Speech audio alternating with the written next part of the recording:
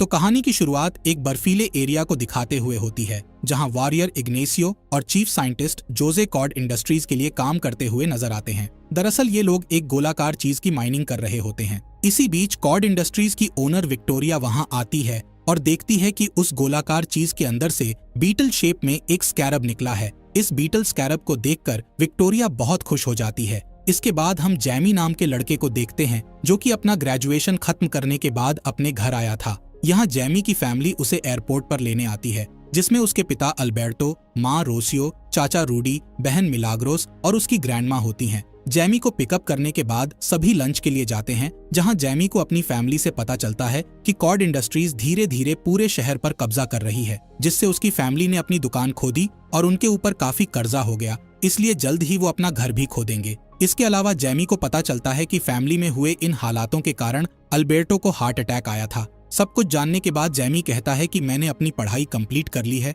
और अब मेरे पास डिग्री भी है, इसलिए मैं अच्छी जॉब ढूंढकर सारा कर्जा चुका दूंगा। लेकिन समय बीतता गया पर जैमी को कोई भी जॉब नहीं मिलती है, जिससे जैमी काफी परेशान होता है और अपनी बहन मिलाग्रोस से कहता है कि मैं एक दिन बहुत सारे पैसे कमाऊंगा और सब कुछ ठीक कर दूंगा। इसके बाद हम जैमी को बहुत ही बड़े घर में देखते हैं, जिसे देखकर ऐसा लगता है कि वो बहुत अमीर हो गया है। पर तभी मिलाग्रोस उसे बुलाती है और साफ सफाई करने का कहती है। दरअसल मिलाग्रोस इस घर में साफ सफाई का काम किया करती है और उसी ने जैमी को यहाँ पर जॉब दिलाई थी, ताकि वो दोनों मिलकर कुछ पैसे कमा सके। यहाँ हमें पता चलता है कि ये बड़ा सा घर विक्टोरिया का है। तभी वहाँ विक्टोरिया आती है, जिसे देखकर जैमी उसे गुड मॉर्निंग बोलता है, लेकिन विक्टोरिया उसे इग्नोर करके अंदर चली जाती है, जहाँ वो अपनी भतीजी जेनिफर को देखती है। यहाँ जेनिफर विक्टोरिया पर बहुत गुस्सा होती है और उसे उसकी कंपनी के नए डिवाइस का एक वीडियो दिखाती है। दरअसल ये डिवाइस इंसान के अंदर फिट हो जाता है, जिससे वो इंसान एक खतरनाक वॉरियर बन जाता है और उसके अंदर ऐसी पावर्स आ जाती हैं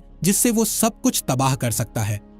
अब जेनिफर गुस्से में आकर विक्टोरिया से कहती है कि इस कंपनी को ये हथियार बनाने का काम नहीं करना चाहिए। असल में ये कंपनी जेनिफर के पिता की थी, पर उनकी डेथ के बाद विक्टोरिया इस कंपनी की ओनर बन गई और जेनिफर के पिता की आखिरी इच्छा थी कि उनकी कंपनी इस तरह के डिवाइस ना बनाए, इसलिए जेनिफर विक्टोरिया के खिलाफ थी। खैर, विक्टोरिया जेनिफर को याद दिलाते हुए कहती है कि ये कंपनी मेरे हाथों में है, इसलिए मैं जो चाहूँ वो कर सकती हूँ। लेकिन जेनिफर अभी भी उनके खिलाफ थी। तब विक्टोरिया का बॉडीगार्ड इग्नासियो उसे रोकने की कोशिश करता है। ये देखकर जैमी जेनिफर को बचाने के लिए आता है, जिससे विक्टोरिया जैमी और मिलाग्रोस को जॉब से निकाल देती है। इस बात से जेनिफर को जैमी के लिए बहुत बुरा लगता है, इसलिए वो उसे अपना नंबर देते हुए उसे नई जॉब दिलाने का कहती है। इसी रात जैमी जेनिफर को मैसेज भेजने का सोचता है, पर वो बहुत नर्वस था। तब उसके पिता उसे मोटिवेट करते हुए जेनिफर को मैसेज भेजने का कहते हैं, जिससे जैमी उसे मैसेज भेज देता है। अगले दिन जैमी को एक कंपनी में मीटिंग के लिए बुलाया जाता है। तभी हम जेनिफर को इस कंपनी की लैब में जाते हुए देखते हैं, जहां उसे बीटल स्कैरब दिखाई देता है और वो उसे बर्गर बॉक्स में रखकर भाग जाती है। जिसके बाद जोजे लैब में आता है और देखता है कि स्कैरब गायब हो गया है, इसलिए वो सिक्योरिटी को कंपनी के सभी गेट्स बंद करने का ऑर्डर दे देता है। यहाँ जेनिफर सिक्योरिटी अलार्म की आवाज सुनकर डर जाती है। तभी उसे जैमी मिलता है, जिसे देखकर जेनिफर उसे वो बॉक्स दे देती है और कहती है कि तुम्हें इस बॉक्स की रक्षा करना है, जिसके बदले मैं तुम्हें पैसे दूंगी। साथ ही वो उसे इस बॉक्स को ना खोलने का कहती है। इसके बाद जैमी इस कंपनी से बाहर चला जाता है और गार्ड जेनिफर की तलाशी करने के लिए उसके पास आ जाते हैं। इसके बाद हम जैमी को उसके घर में देखते हैं, जहां उसकी फैमिली उस बॉक्स को खोलने का कहती है। वो लोग जैसे ही बॉक्स को खोलते हैं तो उसमें उन्हें स्कैरब डिवाइस दिखाई देता है, जिसके साथ वो लोग खेलना शुरू कर देते हैं। तब जैमी उनसे वो डिवाइस छीन लेता है, जिस दौरान वो डिवाइस चमकने लगता है और सीधे जैमी के चेहरे पर आ जाता है। तब रूडी उसे हटाने की कोशिश करता है, जिस दौरान उसे बिजली का झटका लगता है और वो दूर गिर जाता है। इसके बाद वो डिवाइस जेमी के कपड़ों के नीचे घुस जाता है और उस डिवाइस से कीड़े की तरह पैर निकल आते हैं, जो कि जेमी को छत पर चिपका देते हैं और फिर जेमी की बॉडी के चारों ओर एक कवच बनने लगता है और जेमी एक सुपर हीरो की तरह दिखाई देने लगता है। साथ ही उसके सूट पर AI सिस्टम एक्टिव हो जाता है। तभी अचानक वो सूट छत को तोड़ते हुए जैमी को स्पेस में ले जाता है। यहाँ जैमी को अभी भी विश्वास नहीं हो रहा था कि उसके साथ क्या हो रहा है।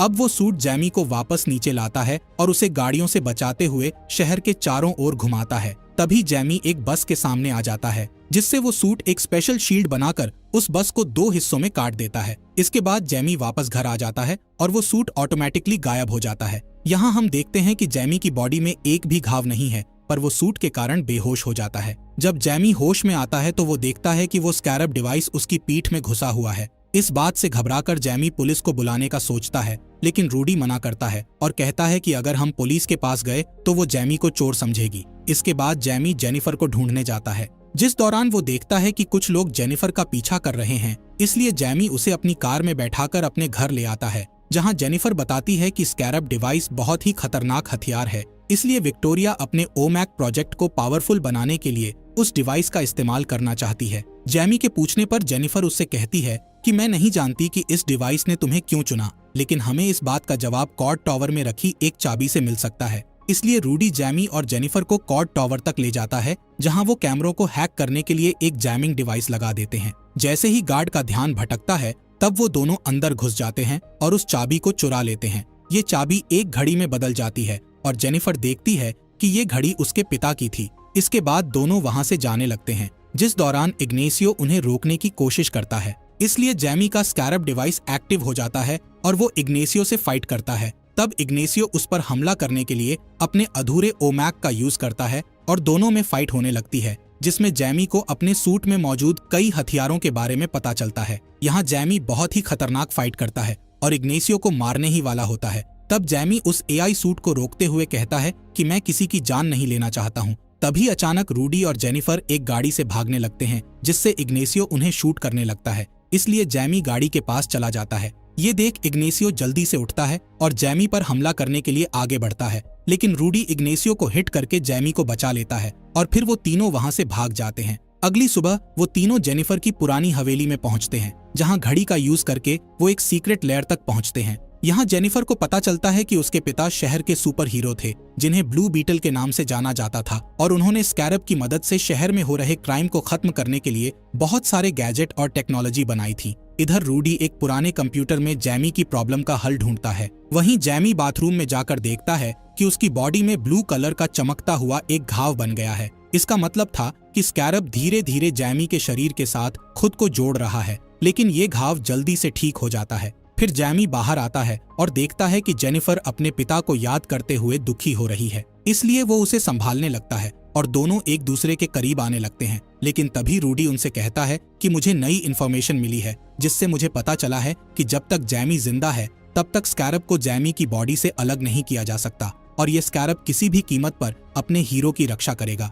ये जानकर जैमी घबरा जाता है और उसे ऐसा लगता है कि वो बुरी तरह से फंस गया है। तब रूडी उसे समझाता है कि तुम्हें स्कैरब ने किसी कारण से चुना होगा। इस बीच विक्टोरिया को पता चल जाता है कि जैमी के पास स्कैरब है, इसलिए वो जैमी को पकड़ने के लिए उसके घर पर प्राइवेट मिलिट्री भेजती है। तब जैमी, जेनिफर और रूडी विक्टोरिया के हेलीकॉप्टर को अपने घर की ओर बढ़ते हुए देख लेते हैं। इसलिए जैमी सूट की पावर का यूज करने की कोशिश करता है, पर उसका सूट एक्टिव नहीं होता है। तभी जैमी को ध्यान आता है कि स्कैरब हमेशा उसकी रक्षा करेगा, इसलिए जैमी बिल्डिंग से कूद जाता है, जिससे सूट अचानक से एक्टिव हो जाता है और फिर जैमी अपने घर की ओर निकल जाता है। इधर विक्टोरिया के सैनिक जैमी की फैमिली को घर से बाहर खींचकर उनके ऊपर गन पॉइंट कर देते हैं। तभी जैमी वहां आ जाता है और कुछ सैनिकों को धक्का देकर गिरा देता है। दूसरी ओर विक्टोरिया जैमी के सूट की पावर देखना चाहती थी, इसलिए वो अपने सैनिकों से जैमी की फैमिली को टारगेट बनाने का कहती है। तब जैमी अपनी शील्ड को एक्टिव करता है और अपनी फैमिली को गोलियों से बचा लेता है। इसके बाद जैमी अपने एआई से ऐसे हथियार मांगता है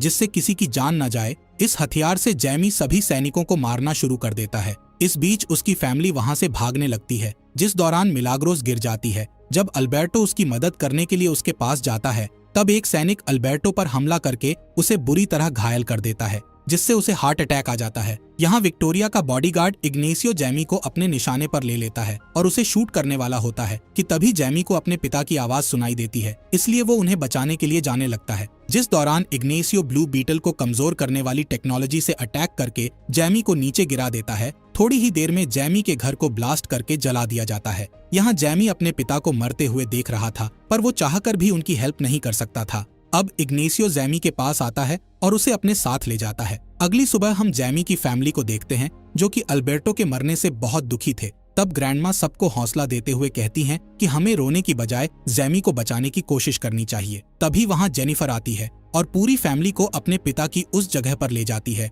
जहां उन्होंने बग नाम का एक एयरक्राफ्ट बनाया था, जिससे बहुत ही स्पीड से उड़ा जा सकता था। इसके अलावा उन्हें यहाँ लड़ने के लिए कई गैजेट्स मिलते हैं, जिसमें मिलाग्रोस कुछ गैजेट्स के साथ एक ग्लव वाला गैजेट भी उठा लेती है। वहीं ग्रैंडमा और रोसियो दूर से हमला करने वाले हथियारों को चुनती हैं।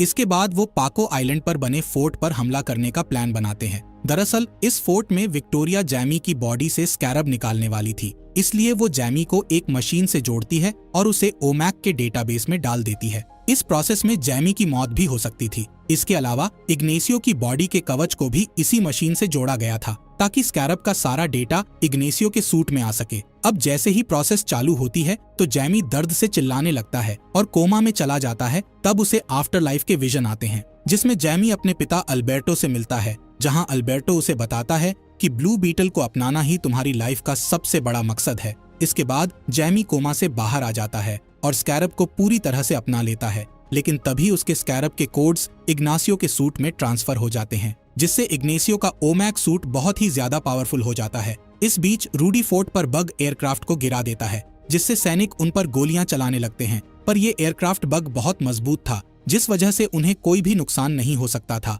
साथ ही बग एयरक्राफ्ट अपने पैरों से सैनिकों को मारता है। इसी बीच रूडी एक स्पेशल बटन को दबाता है, जिससे बग नीला धुआं छोड़ता है। इस धुएं के कारण सैनिक बेहोश हो जाते हैं। इसके बाद मिलाग्रोस और जेनिफर फोर्ट के अंदर जाते हैं, जहां उन्हें ओमैक सूट का एक बड़ा सेट मिलता है, जो कि स्कैरब की इन एनर्जी ले रहे थे। इसलिए वो एक गैजेट की मदद से इस सेट को ब्लास्ट कर देती है, जिससे फोर्ट का एक हिस्सा गिर जाता है और वो दोनों अलग अलग हो जाती हैं। इधर लैब में जैमी को होश आता है, लेकिन वो सूट का यूज नहीं कर पाता क्योंकि उसका सिस्टम रिब्यूट हो रहा था। इसी दौरान जोस को समझ आ जाता है कि विक्टोरिया के इरादे ठीक नहीं हैं, इसलिए वो जैमी का साथ देता है और उसे वहां से भगाने के लिए गेट खोल देता है। पर इग्नेसियो उसे देख लेता है, इसलिए वो जोस को मार डालता है। तभी लैब में ब्लास्ट हो जाता है, लेकिन इग्नेसियो विक्टोरिया को बचा लेता है, जिसके बाद विक्टोरिया जेनिफर को पकड़ने के लिए निकल जाती है। इधर जैमी के सामने बहुत सारे सैनिक आ जाते हैं। तब उसकी ग्रैंडमा वहां आ जाती है और गैजेट्स की मदद से उन सभी सैनिकों को एक झटके में हरा देती हैं।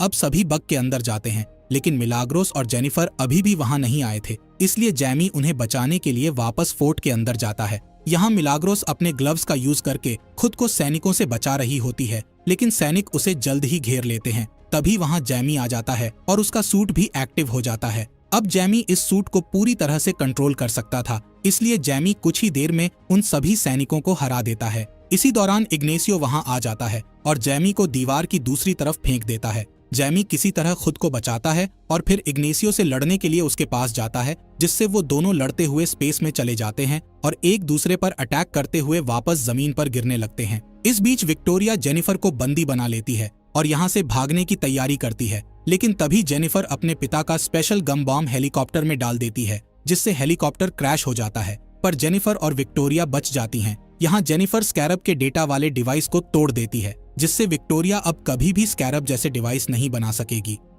इधर जैमी अपने सूट से अपनी इमेजिनेशन वाला एक हथियार मांगता है और उससे इग्नेसियो पर हमला कर देता है, लेकिन इग्नेसियो अपने वॉर एक्सपीरियंस का यूज करके उसे नीचे गिरा देता है। इसी दौरान रूडी इग्नेसियो पर पत्थर फेंककर उसका ध्यान भटकाता है, जिससे इग्नेसियो उसे शूट कर देता है। ये देखकर जैमी को बहुत गुस्सा आता है और वो इग्नेसियो से बदला लेने के लिए उस पर खतरनाक वार करके उसे मारने ही वाला होता है कि तभी एआई उसे याद दिलाता है कि तुम किसी की जान नहीं लेना चाहते। इसके अलावा एआई उसे इग्नेसियो की पिछली यादें दिखाता है, जिससे पता चलता है कि इग्नेसियो भी उसी की तरह एक विक्टिम है, क्योंकि जब इग्नेसियो छोटा था तब कॉर्ड इंडस्ट्रीज के बॉम्ब ने उसके घर को ब्लास्ट कर दिया था, जिससे उसकी मां की मौत हो गई थी। तब विक्टोरिया ने उसे ओमैक प्रोजेक्ट के एक्सपेरिमेंट के लिए अपने साथ रखने का फैसला किया था। यहाँ जैमी इग्नेसियो को छोड़ देता है, जिससे इग्नेसियो को एहसास होता है कि अब उसके पास विक्टोरिया के ऑर्डर्स को अनदेखा करने की पावर है। जिसके बाद इग्नेसियो विक्टोरिया के पास जाता है और एक बहुत ही खतरनाक ब्लास्ट कर देता है,